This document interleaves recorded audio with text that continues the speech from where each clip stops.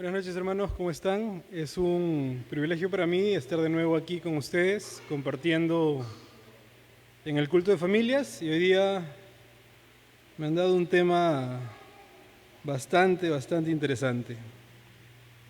Creo que va acorde con el calor que estamos sintiendo todos ahorita. Vamos a hablar de sexo hoy día, así que vamos a pedirle a Dios que nos pueda bendecir este tiempo con su palabra y con lo que dice respecto al sexo. Acompáñenme a orar, por favor. Dios Padre amado, te damos gracias por este día, gracias por este tiempo y gracias por la vida de cada uno de mis hermanos que están aquí acompañándome. Gracias también por aquellos que están conectados y viéndonos a través de las redes sociales. Te ruego, Padre, que puedas usar este tiempo para bendecirnos a todos, para llevarnos a pensar y a meditar y reflexionar sobre nuestras propias vidas y cómo estamos aplicando lo que dice tu palabra a nosotros. Acompáñanos este tiempo, Señor, guíanos y dirígenos y sobre todo bendícenos con tu palabra y tu mensaje. Ayúdame, Señor, a compartir lo que tú has preparado para el día de hoy y prepara nuestros corazones para oír tu voz en medio de lo que compartamos. Gracias, Señor, por todo. En el nombre de tu Hijo Jesús, amén. Gracias, hermanos. ¿Pueden tomar asiento?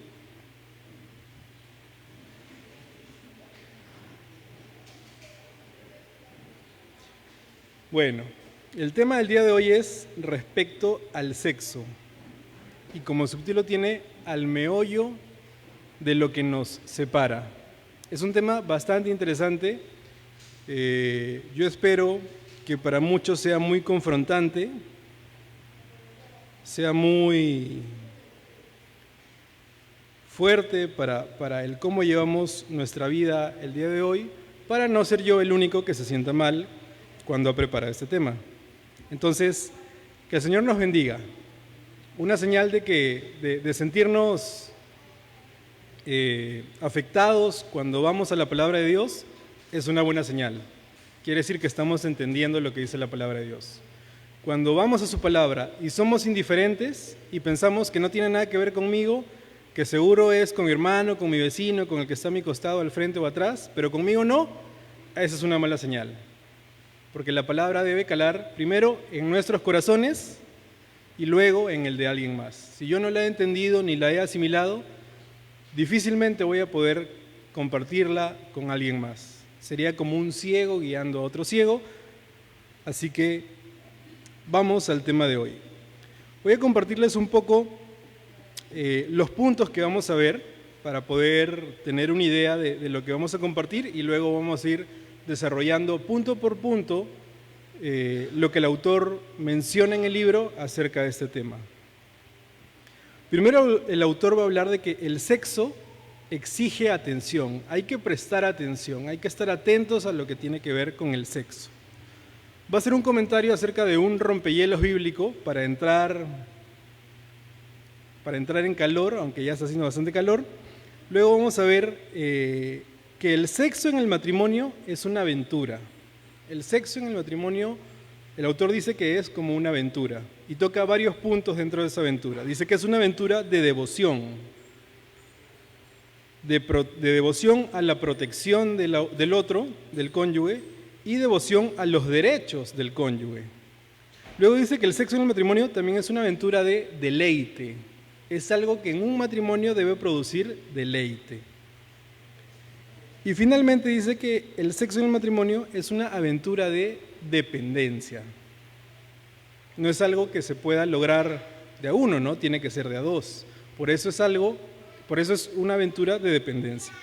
Entonces, vamos ya a ver el punto número 1. Dice que el sexo exige atención. Y el autor hace una introducción a través de una historia. Dice, realmente no me acuerdo mucho de una heladería local. Cuando el autor era pequeño había una heladería local cerca a su casa, ¿no? Dice, solo recuerdo el letrero que colgaba de forma provocativa arriba del mostrador, cautivando la atención de cada adolescente que buscaba por ahí en busca de un buen helado. Algunos letreros dan dirección, algunos son para poner advertencias y algunos prohíben ciertas cosas.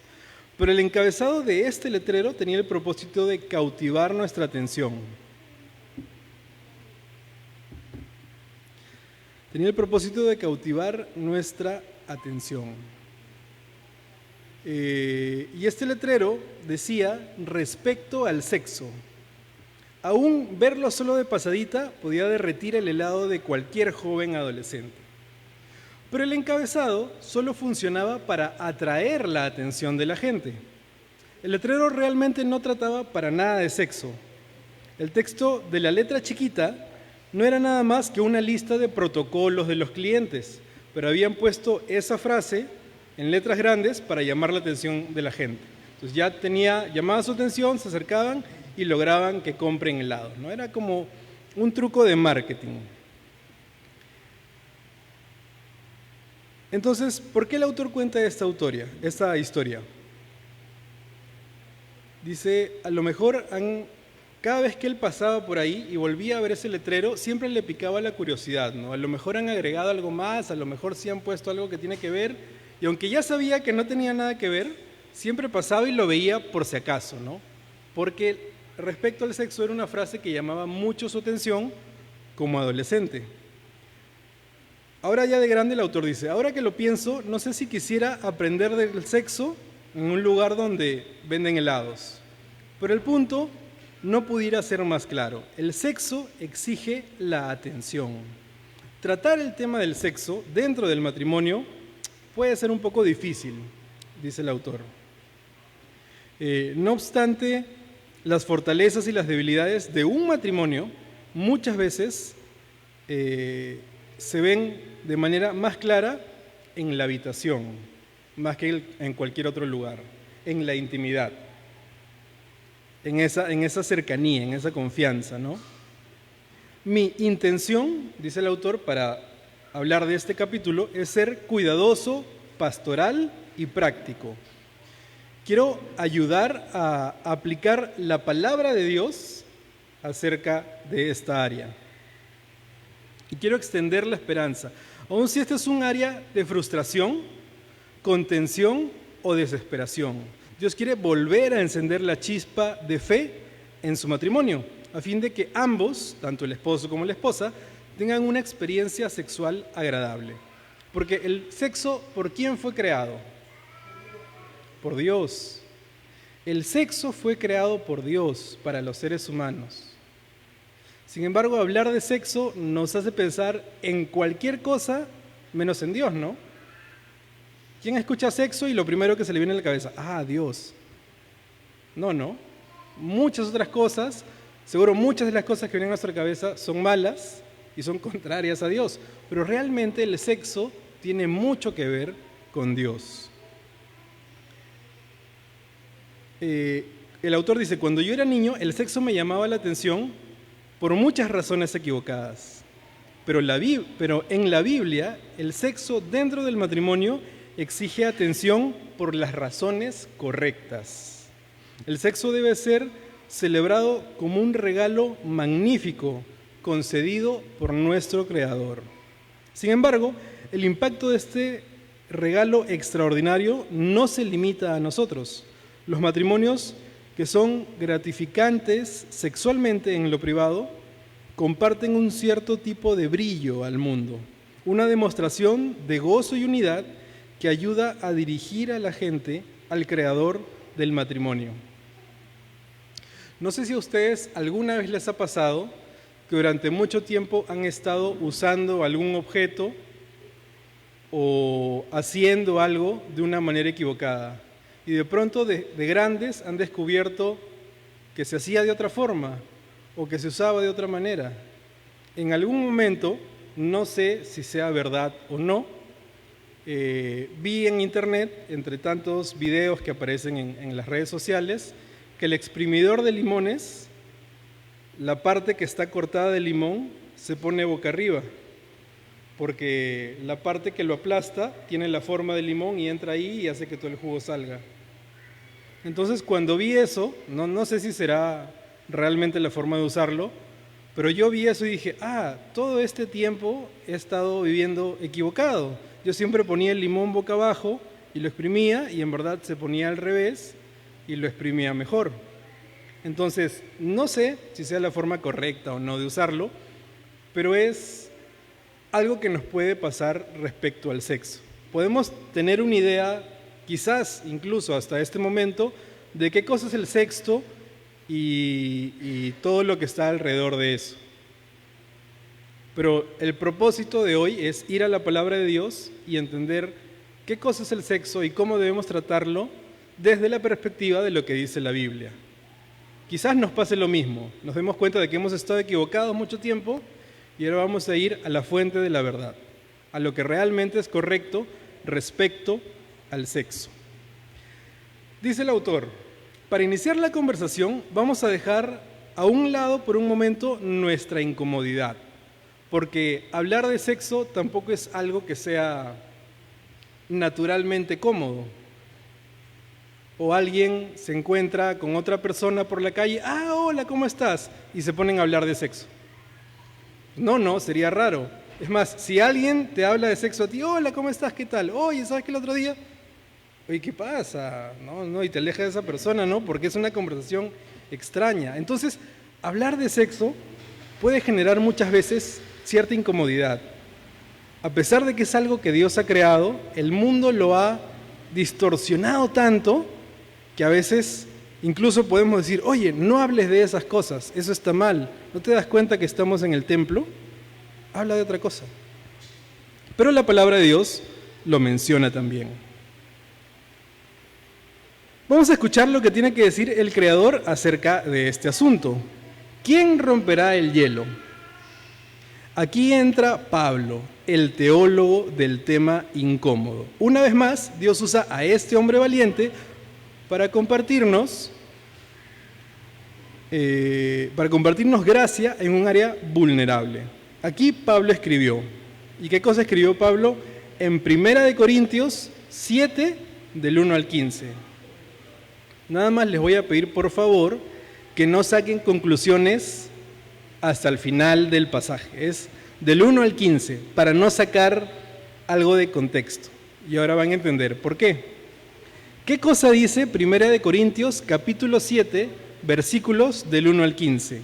Dice Pablo, ¿no? En cuanto a las cosas que me escribisteis, bueno es para el hombre no tocar mujer. Eso dice Pablo. Pero ¿cómo continúa? No obstante, por razón de las inmoralidades, que cada uno tenga su propia mujer y que cada uno tenga su propio marido, que el marido cumpla con su deber para con su mujer e igualmente la mujer lo cumpla con el marido. La mujer no tiene autoridad sobre su propio cuerpo, sino el marido. Y asimismo, el marido no tiene autoridad sobre su propio cuerpo, sino la mujer. No os privéis el uno del otro, excepto de común acuerdo y por cierto tiempo, para dedicaros a la oración.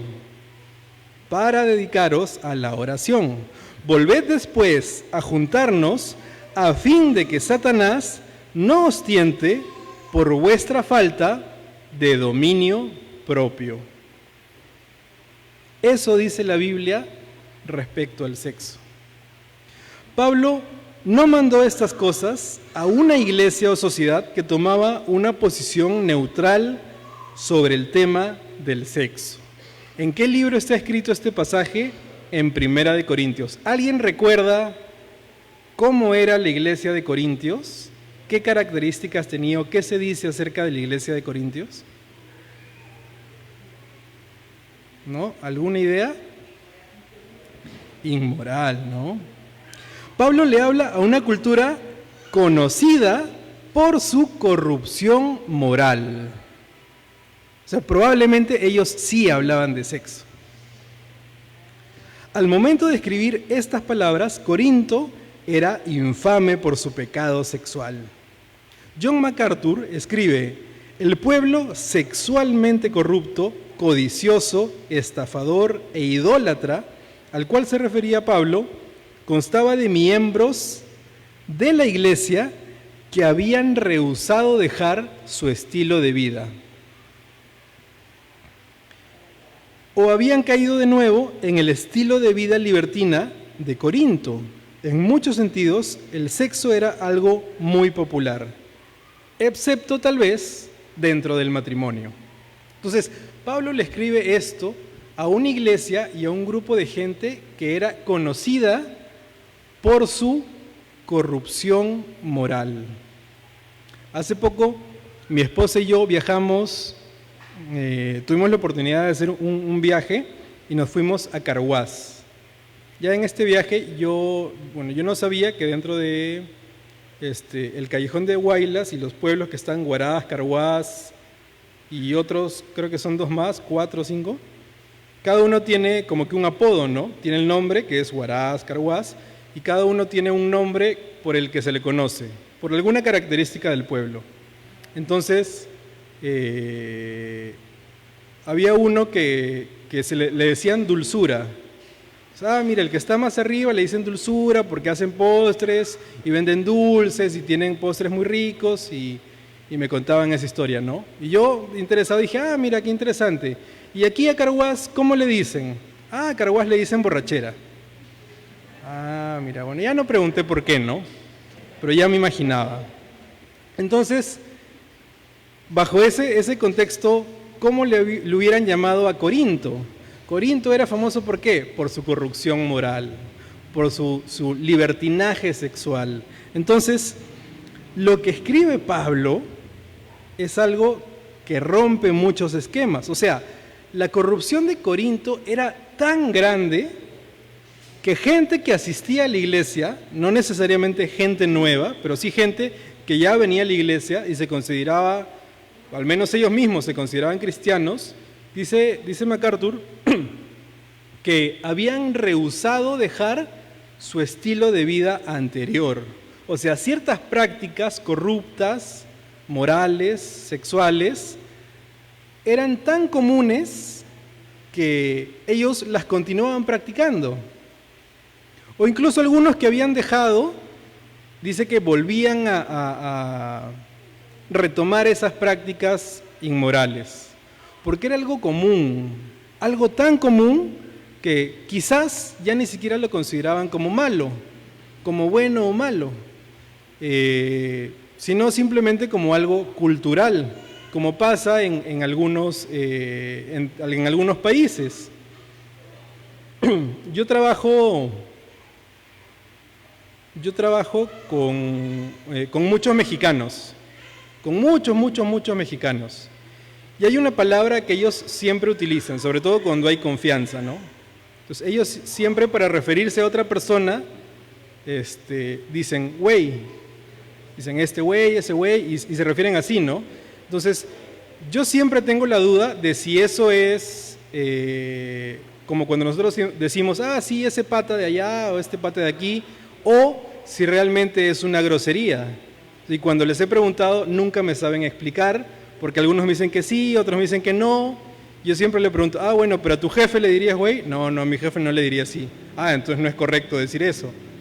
Bueno, depende de la confianza. Entonces, por las dudas, yo evito usar esa palabra, ¿no? Entonces, para alguien que vive en México, que toda su vida ha vivido en México, quizás ni siquiera lo considera como una grosería, sino como una palabra parte de la cultura. Y es más o menos lo que pasaba con la iglesia de Corinto. Estas prácticas sexuales incorrectas, ellos lo consideraban ni siquiera como algo malo, sino como una tradición, como una costumbre, como algo que todo el mundo hace. Entonces dejaban de verlo como un pecado y se resistían a dejar de practicarlo en sus vidas. ¿Qué cosa es lo que dice Pablo? Les dice que es mejor que se casen y que cumplan con su deber como mujer o como hombre, como esposo, para que no caigan en tentación de estas prácticas inmorales que había en esa iglesia, para que no sean víctimas de su falta de dominio propio. Eso es lo que le está diciendo Pablo a esta iglesia. Colocó al sexo bajo la atención misericordiosa de un Dios santo. una indulgencia extrema de lo sexual. A Pablo le preocupaba la conducta, pero su enfoque era en el corazón de las personas. Lo que realmente determina cómo pensamos acerca del sexo adentro y fuera del matrimonio. Entonces, al leer 1 Corintios, no cabe duda que a Dios le importa la sexualidad. Aunque sea difícil para algunos iniciar esa conversación, las parejas que han hecho el esfuerzo de hablar abiertamente de sus temores y expectativas acerca del sexo, no solo encuentran una vida sexual mucho más rica, sino también un matrimonio más profundo y más confiable. Entonces, el sexo es algo que afecta directamente el matrimonio. No es algo aparte, no es un acompañamiento, no es algo opcional, es algo que va inherente al matrimonio. ¿Por qué? Porque según el diseño de Dios, el único lugar correcto donde puede existir y darse el sexo es dentro del matrimonio. No hay otro lugar. El sexo solo puede existir dentro del matrimonio. Entonces, un matrimonio, sí o sí, tiene que prestarle atención a algo que solo puede darse en ese contexto y en ese entorno. Es importante prestarle atención al sexo.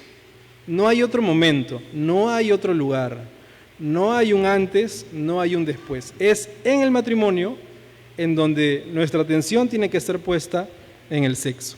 Entonces, ahora el autor va a decir que el sexo en el matrimonio es como una aventura de devoción. Si la mención de la palabra devoción en el contexto del sexo parece algo raro, en realidad no quiere decir una mentalidad mecánica o sumisa, caracterizada por frases como mi cónyuge tiene muchas necesidades, así que más vale que lo pueda satisfacer. Mi meta es la misma que la de Pablo: reordenar algunas ideas básicas que tenemos acerca del sexo. ¿Por qué dice devoción? Bueno, el autor menciona dos razones. La primera es devoción a la protección del otro. En 1 Corintios 7:2, Pablo describe el propósito protector del sexo en el matrimonio. Dice, no obstante, por razón de las inmoralidades, de las cuales hoy en día nosotros también somos víctimas porque estamos muy expuestos a inmoralidades sexuales, Pablo dice que cada uno tenga su propia mujer y cada una tenga su propio marido. Para el cristiano, el sexo en el matrimonio debe ser una defensa inculcada por Dios contra la tentación. Nuestro mundo, hoy en día, es muy parecido a la iglesia de Corinto, siempre promoviendo el sexo fuera del matrimonio, como si no lograra nada más que la aventura dulce e ilícita de una relación sexual fuera del matrimonio. Es más, el mundo te lo pinta como que fuera del matrimonio es mejor. Ese sabor a prohibido, ese sabor a hacer algo incorrecto, le da una sensación especial. Pero el diseño del sexo está dentro del matrimonio. Nuestro mundo es como el de Corinto. Los esposos, sobre todo las esposas también, pero creo que más los esposos, son blancos para la industria pornográfica, que se jacta de millones de sitios en internet y correos de publicidad que nadie ha solicitado, pero que siempre pueden llegar, que constantemente están siendo reprogramados para esquivar los filtros, ¿no? Esos filtros que uno puede activar en su correo para no recibir contenido para mayores de 18 años, siempre se las ingenian para saltar y que en algún momento te llegue y llame tu atención. Como el letrero que llamaba la atención del autor al inicio, ¿no? Entonces, los esposos son blancos, pueden ser víctimas de esto, ¿no? No es lo mismo que un esposo busque que lo haga intencionadamente, ¿no? La búsqueda intencionada de un esposo de pornografía o de un hombre de pornografía no tiene nada de víctima, ¿no? Sin embargo, alguien que no busca también puede ser una víctima cuando recibe eso sin haberlo buscado, ¿no? porque siempre es algo que va a llamar nuestra atención de alguna manera. Los escritores y productores, y esto también creo que puede afectar a los hombres, pero va más orientado a las mujeres. Entonces, el hombre, ¿qué cosa decíamos? Puede ser víctima de la pornografía, ¿no? El hombre está expuesto a millones y millones de películas, videos, publicidad, imágenes, etcétera, etcétera, etcétera, de pornografía que se produce por millones. O sea, es tan grande la industria pornográfica que si desapareciera por completo, afectaría significativamente la economía de muchos, la economía global. Ahora, ¿qué pasa con las esposas? Bueno, los escritores y productores tienen a las esposas en sus miras mientras producen nuevas novelas románticas y telenovelas de día. ¿Por qué? ¿Qué de malo tienen las novelas y las telenovelas? Justo ahora que he empezado una que quería ver. Dice, vivimos en una sociedad obsesionada con el sexo, indudablemente. Las telenovelas, para que la gente las quiera ver, tienen que ser interesantes, tienen que tener una trama que llame tu atención, que te cautive, ese sueño ideal, ese hombre ideal con el que muchas veces vas a terminar comparando a tu esposo. ¿Por qué mi esposo no me habla así? ¿Por qué mi esposo no me hace eso? O cuando ves la novela que el hombre engaña a la mujer, ¿no? Y de pronto tu esposo te dice, coincidencia, algo similar, que me voy al trabajo, una reunión. ¡Oh! Seguro me va a hacer lo mismo que pasó en la novela. O sea, van jugando con nuestra mente. Consciente o inconscientemente, las novelas distorsionan el concepto que tenemos de la realidad y van creando en nosotros un ideal de lo que queremos. Muchas veces las chicas pueden pensar en que su novio ideal o el hombre ideal tiene que ser como el de la novela o el de la película o algo así lejano a la realidad, ¿no? De repente tú, chica, estás esperando que se te acerque alguien así tipo Thor de los Avengers, ¿no? Y como nadie es así, pues sigues ahí, no, contigo tampoco, contigo tampoco. Y son cosas que quizás nunca van a pasar, porque es ficción, no tiene nada que ver con la realidad. El mundo real no funciona como en las películas, no funciona como en las novelas. Llenar nuestra mente de películas es algo que nos puede terminar haciendo daño, y un daño sutil, del que ni siquiera podemos ser conscientes. Llenar nuestra mente de películas es peligroso, sobre todo si tu mente no está llena de la palabra de Dios. Si tu mente ya está llena de la palabra de Dios, ya no van a entrar más cosas, ¿no? Porque ya está llena de la palabra de Dios. Si tu mente ya está llena de la palabra de Dios, no vas a ser víctima de esas ideas distorsionadas de las novelas o de las películas o incluso de la pornografía. Y lo que Pablo dice respecto al sexo es algo parecido. Si tu matrimonio y tu relación está llena de un sexo saludable, agradable y que se puede disfrutar, ya no vas a ser víctima de la pornografía, porque no vas a buscar algo que ya tienes. Ese placer, ese disfrute y esa sensación que se experimenta en las relaciones sexuales, ya la tienes con tu esposa. Entonces no hay necesidad de ir a buscar en algún otro lugar. Es lo que dice Pablo, ¿no? Entonces, el sexo dentro del matrimonio es una manera de protegernos de esas cosas. La manera en la que la sociedad presenta la lujuria cambia de cultura a cultura, pero la tentación es universal y potencialmente abrumadora. Es cada vez más grande, más fuerte y más directa. Si no, prendan la radio y escuchen de qué hablan las canciones que están más de moda. ¿Cómo pueden los cristianos ser protegidos por esta acometida sexual creciente? Por la provisión fiel de Dios a través del matrimonio.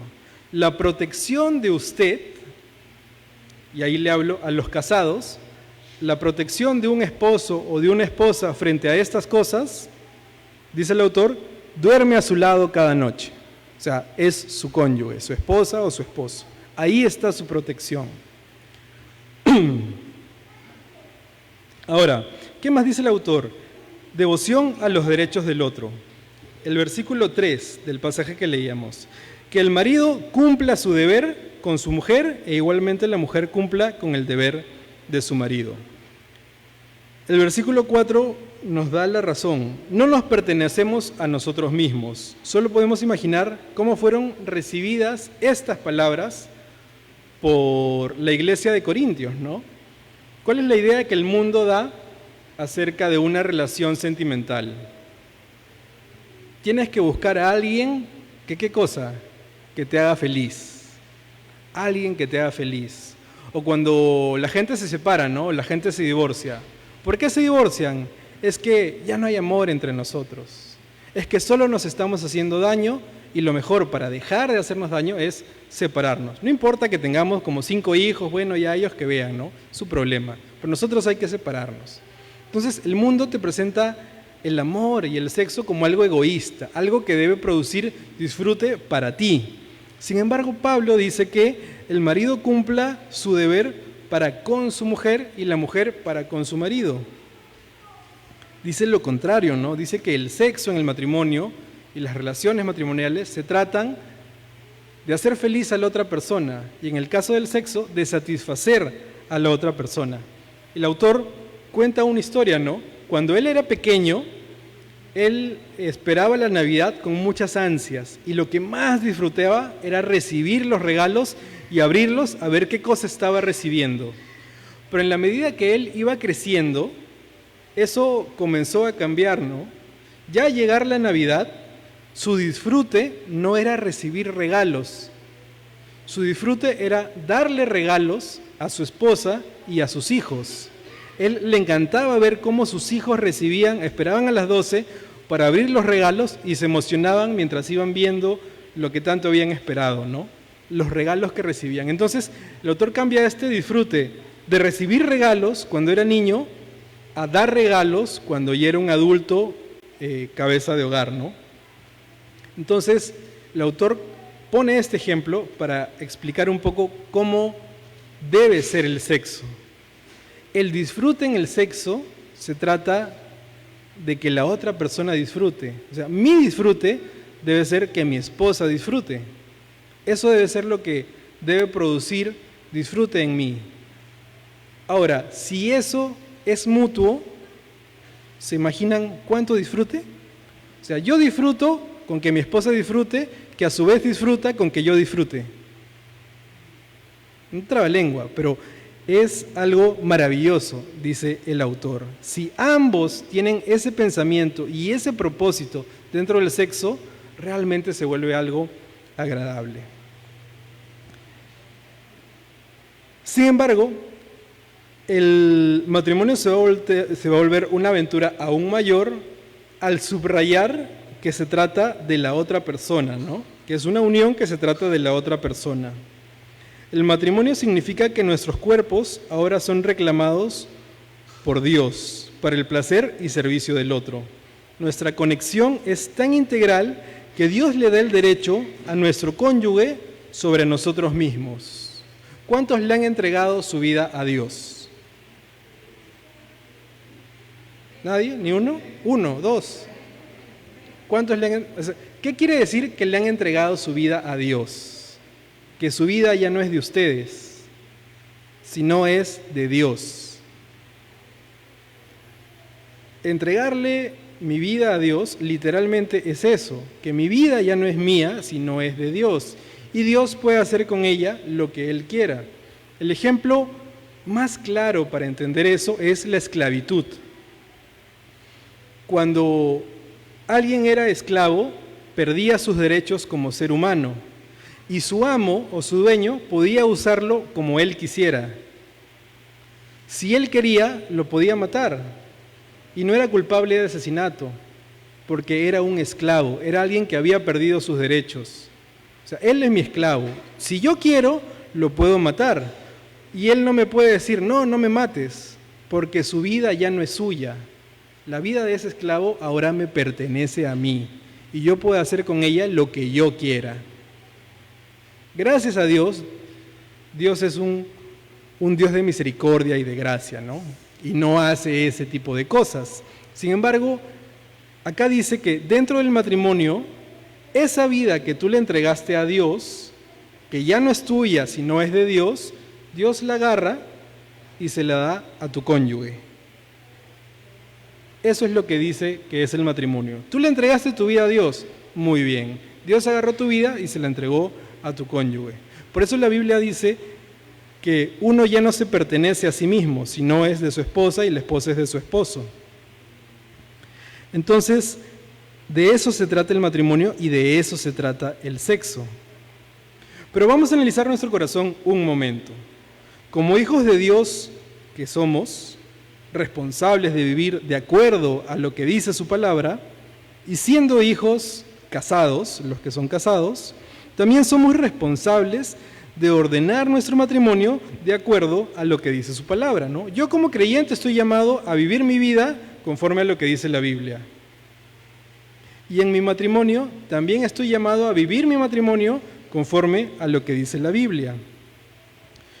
Muchas parejas, dice el autor, en una aplicación práctica, muchas parejas luchan con la frecuencia del sexo, ya que el cónyuge tiene diferentes expectativas de lo que debe ser una vida sexual gratificante.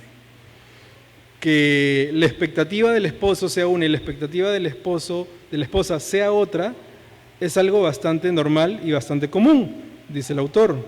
Lo importante es que hablen de cuáles serían sus ideales personales acerca de la frecuencia y vean qué tan parecidas o diferentes son sus ideas. Que también hablen de las distracciones o los desánimos que pueden hacer del sexo algo secundario más que una prioridad.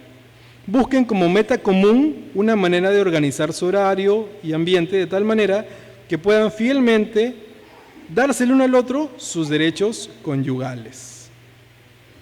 Entonces, el sexo en el matrimonio, dice el autor, debe ser un deleite. El sexo no debe ser una obligación a la que estamos obligados a cumplir. No debe sentirse como un castigo. No debe sentir como en el colegio cuando te dejaban tarea. No, ay, ahora tengo que llegar a la casa a hacer tarea. No. Dice el autor que el sexo es una aventura de deleite. Y por eso mencionaba lo de la Navidad, ¿no? Era un placer recibir regalos cuando era niño, pero cuando creció, para su familia, y quizás esto lo entiendan más los padres, era su placer darle regalos. Y eso hoy yo lo vivo con mi hija. Mi hija tiene un poco más de un año y mi esposa, y bueno, yo también a veces, nos emocionamos con comprarle algo. Nos emocionamos con comprarle algo a nuestra hija, ¿no? Vemos algo en internet o salimos a la calle y vemos algo en una tienda o algo que tiene otro niño y decimos, ay, mira qué bonito, hay que comprarle eso a Emilia. Y cuando se lo compramos y Emilia lo ve por primera vez y lo disfruta, es una alegría única. Y antes, cuando no teníamos hijos, la alegría única era comprarnos para nosotros, ¿no? Me voy a comprar tal cosa, ahora ya no me compro nada hace tiempo. Pero disfruto comprarle cosas a mi hija. El problema es que mi hija a los 3 días ya se olvidó que existe y lo tiró por ahí. Pero igual eso no quita que yo disfrute y le siga comprando cosas. Es un disfrute comprar cosas para ella. Algo así debe ser el sexo. Ese deleite debe estar en hacer cosas para mi esposa, en que la esposa haga cosas para el esposo. No es pensar en mí, ¿no? ¿Qué cosas me van a hacer? ¿Qué van a hacer para que yo disfrute? ¿Se van a acordar de mí? ¿Me van a buscar? Sino, ¿cómo yo puedo hacer que la otra persona disfrute y que eso me haga disfrutar a mí? ¿Sabe lo que hace del sexo una verdadera aventura? La mayoría de nosotros llegamos al matrimonio totalmente desprevenidos respecto al sexo, dentro del marco correcto de lo que dice la palabra de Dios. ¿Cuál es la mejor situación? ¿Cuál es la mejor situación? Quizás no sea la situación de todos, y eso no debe quitar, no debe ser algo que me quite la posibilidad de disfrutar.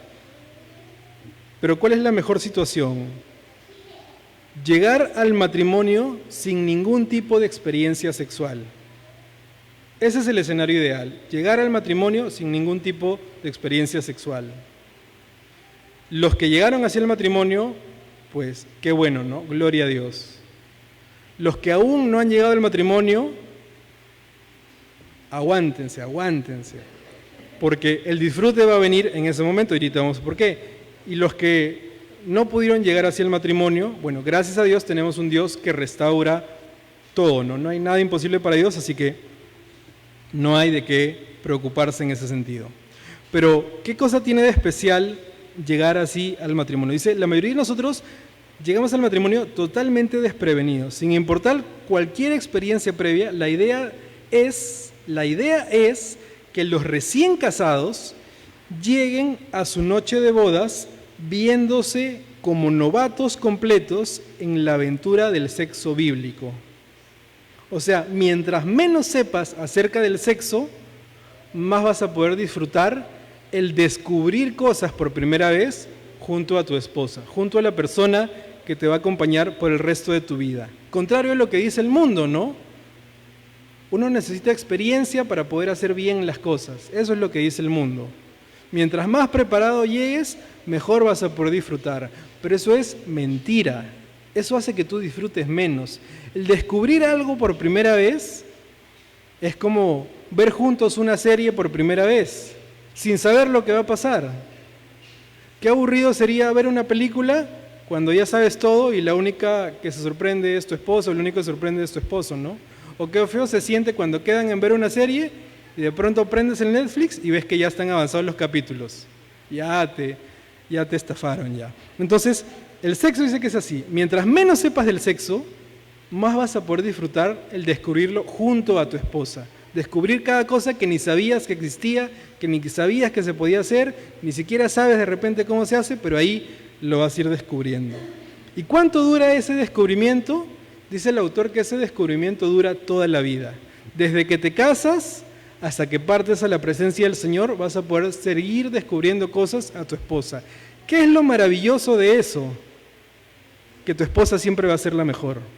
Tu esposo siempre va a ser el mejor. Porque no tienes contra quién compararlo. Es la única persona con la que has estado y por lo tanto es el mejor. Yo de broma siempre le digo a mi hija, ¿no? Tú eres mi hijita favorita. Ella es mi única hija, ¿no? Obvio tiene que ser mi favorita. Y así es el sexo. Tu esposo va a ser tu favorito porque es el único en tu vida con el que has podido experimentar esas razones. Y eso es lo maravilloso de llegar así al matrimonio y eso es lo que lo puede volver una aventura. Y esa aventura permanece hasta que la muerte nos separe. Es inalterable por los hijos, la edad o por los cuerpos que se han salido de su molde previo, ¿no? Esos cuerpos que se van deformando, no importa, igual se puede disfrutar del sexo dentro del matrimonio. El autor dice que también podemos ser tentados por el sexo a solas, a través de la fantasía, la pornografía y o la masturbación. Estas son tentaciones comunes, sin embargo, para nada están fuera del alcance del Dios. Él siempre provee una salida a cualquier tentación. Eso dice 1 Corintios 10:13. Y para usted, la manera de escaparse de la tentación sexual eventual es su cónyuge. Mientras más disfrutas del sexo en tu matrimonio con tu esposo o con tu esposa, menos te va a interesar la tentación que pueda estar frente a ti. Más vas a poder resistirla. Pero mientras menos sexo hay en tu matrimonio y menos disfrutes del sexo en tu matrimonio, más atractiva te va a parecer esa tentación.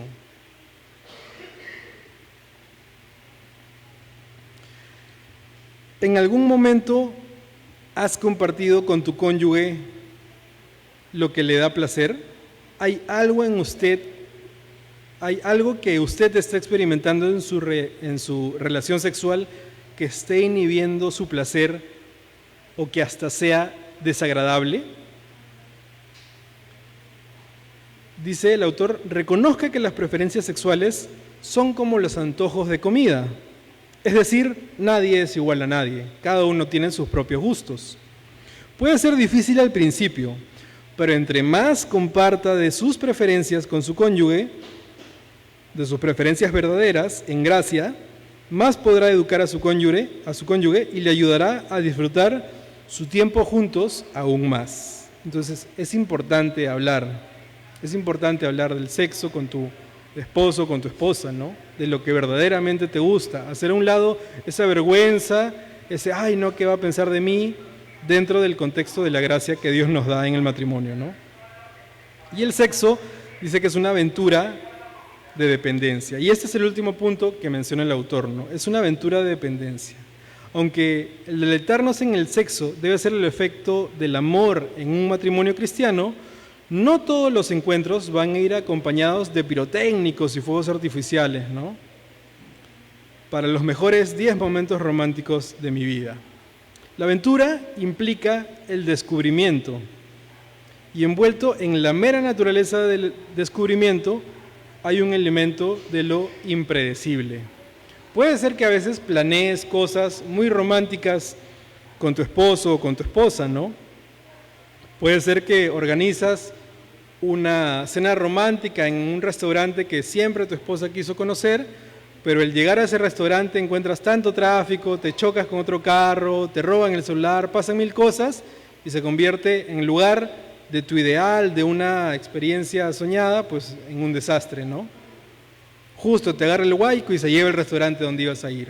Ya no tienes a dónde ir.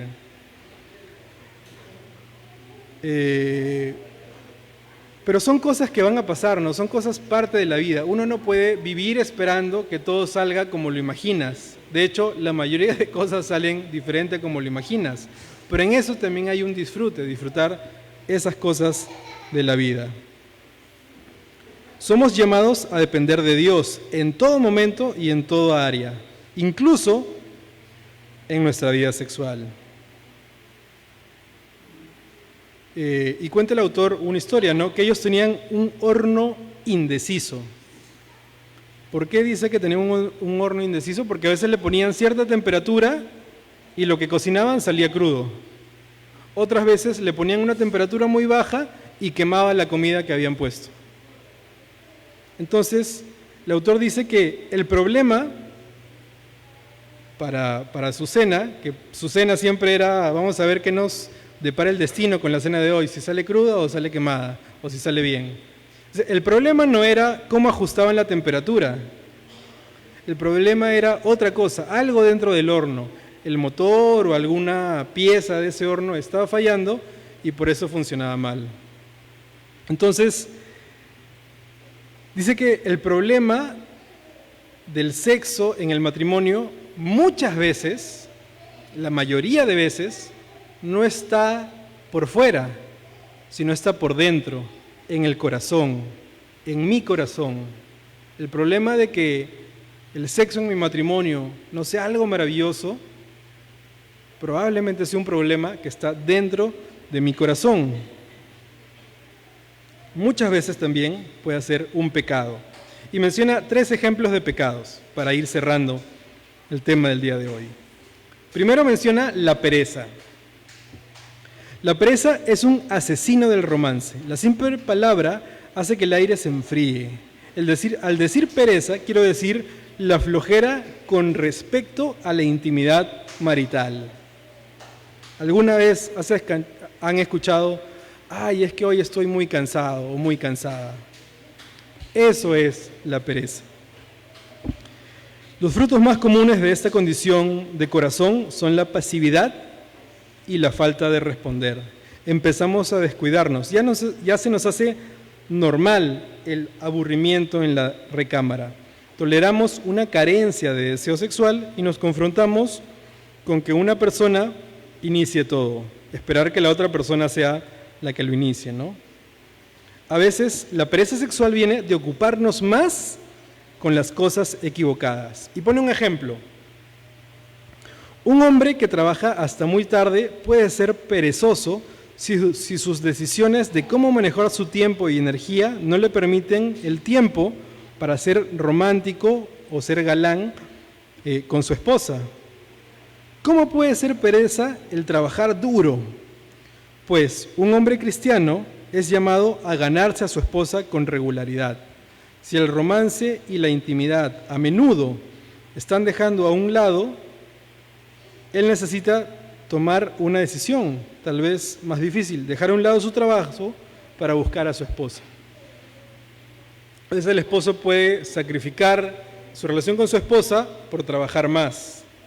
Va a ganar más dinero, pero su matrimonio se va a ir afectando, incluso puede llegar a destruirse. Y esto aplica para cualquier tipo de trabajo, para cualquier tipo de actividad, incluso para la actividad del servicio dentro de la iglesia, ¿no? Ninguna cosa debería ser excusa. Luego habla de otro pecado, la incredulidad. Cuando permitimos que la incredulidad se envuelva en las raíces de nuestros corazones, empezamos a creer en sus mentiras. No puedo disfrutar del sexo, nunca cambiarán las cosas, nunca voy a poder olvidarme del pasado, no puedo cumplir con sus expectativas, no puedo deleitarlo. O tal vez otras mentiras que están dirigidas al cónyuge, ¿no? Es que él no me entiende, es que él no puede cumplir mis necesidades, no sabe lo que fue ser criada en mi hogar, no entiendes que cuando me tocas pienso en cosas feas porque me hacen recordar el pasado. No puedes entender todo lo que llevo dentro de mí. Pueden ser pensamientos que pueden evitar que disfrutemos del sexo. Pero ¿por qué eso se relaciona a la incredulidad? Porque Dios está diciendo que el sexo es algo maravilloso, que el sexo es algo que Él creó y que Él puede restaurar cualquier cosa para que tú disfrutes de un sexo agradable y placentero dentro de tu matrimonio. Entonces, si tú crees que eso no es posible en tu caso, por cómo es tu esposo, o por cómo eres tú, o por las cosas que viviste, o por las cosas que vivió, ¿qué significa? Que no le estás creyendo a Dios. No le estás creyendo a Dios. Eso es incredulidad. Si tú crees que algo justifica que lo que dice la palabra de Dios no se puede cumplir, es incredulidad. Y el tercer pecado es la amargura. La amargura es diferente a la incredulidad. ¿Cuál es la diferencia? Bueno, la incredulidad puede decir no puedo, pero la amargura dice no quiero. La incredulidad dice no puedo hacer esto, mientras que la amargura dice no quiero hacer esto. La incredulidad se inclina a apartarse de las promesas de Dios. La amargura le cierra la puerta con fuerza. Le dice, me defraudaste y no voy a confiar en ti. No ejerciste dominio propio antes de que nos casáramos, no lo vas a ejercer después. La amargura es una de las razones más comunes por el descuido del sexo. En la tierra del enojo y los conflictos no resueltos, crece rápidamente como una mala hierba que asfixia la intimidad. Las personas casadas, amargadas, usan sus cuerpos como un arma que daña al negarse a su cónyuge. Un arma usada para castigar a la otra persona por haber pecado contra nosotros. Esto, dice el autor, que requiere de el perdón. Entonces, la pereza, la incredulidad y la amargura son pecados comunes, pero serios, que niegan la verdad del Evangelio.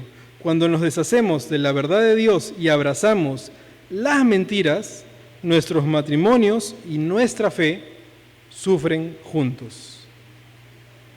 No son cosas separadas, son cosas que afectan y que tienen que ver. Para un cristiano, todo tiene que ver con Dios y creo que hoy estamos viendo una evidencia de eso. Que incluso el sexo y el negarse a mi cónyuge por pereza, por incredulidad o por amargura, son cosas que también afectan mi fe en Dios, la forma de cómo yo veo en Dios. Aunque no me esté dando cuenta, es así. Entonces, ya para terminar, dice el autor al final que mi anhelo con este capítulo acerca del sexo es colocar el tema delicado del sexo bajo la esperanza del Evangelio, que es donde debería estar. Por un lado, estoy tratando de transportarlos hacia el matrimonio original, cuando Dios unió a Adán y Eva para que fueran mutuamente ayudantes, en maneras que extendieron mucho más allá de cuidar el jardín. Se ha registrado que la primera respuesta de Adán al ver a Eva puede ser traducida fielmente como ¡wow! La respuesta de Adán nos comunica mucho acerca del gozo del sexo, de cómo Dios lo creó y cómo debe ser entre el marido y su mujer, cómo debe ser el pacto del matrimonio.